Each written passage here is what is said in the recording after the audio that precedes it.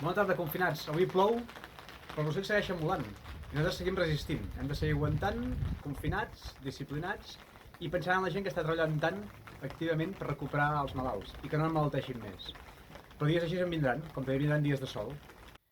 Avui fa un dia molt lleig, està plovent a fora, és un dia gris, a fora hem pogut veure amb prou feines alguna mallarenga blava vinguent a la menjadora, i per tant és un bon dia per estar tancats a l'interior i justament jugar a un joc molt divertit que ens proposen des de l'Instagram i el Facebook de Natura Prop, un joc que es diu Fake Birds, que es tracta de trobar petites anomalies que hi ha en les fotografies d'ocells i que hem de descobrir.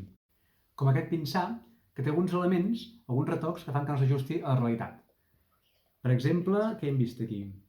Ah, sí, mira, que el bec en aquest cas és de verdum, no? Exacte, té un bec molt gruixut i en canvi el pinsà té el bec més fi. Sí. I les potes són molt fosques. Per identificar ocells és important que ens familiaritzem amb els noms que té cada una de les parts del cos, que normalment van associades a grups de plomes que solen tenir la mateixa coloració en cada una d'aquestes parts.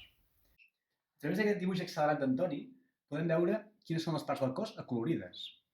Per exemple, el que anem veient és el bec en aquest moment, el front, el capell o pili, el clatell de color blau, les aurícules o les galtes de color vermell, la gola de color blau, el pit és de color aquest porpra, el color verd als flancs, el ventre que és de color blau, i comencem a tenir les plomes que s'il·lustraran ara de vol. En el primer cas, les plomes primàries, que són les plomes més importants que fa servir l'ocell a l'hora de volar, les més llargues de vol, aquest color vermell, amb les seves cobertores pertinents. Les cobertores són les plomes que li surten per sobre la ploma principal, que li serveixen per protegir les plomes de vol en aquest cas.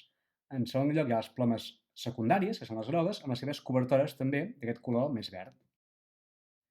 I a continuació les plomes terciàries, que és aquest color blau. I pel que fa a la cua, aquí tenim les plomes del carpó, aquestes més grogues, les infracobertores caudals, les de sota la cua, les rectrius interiors, aquest color lila, i les blaus externes, que són les rectrius externes.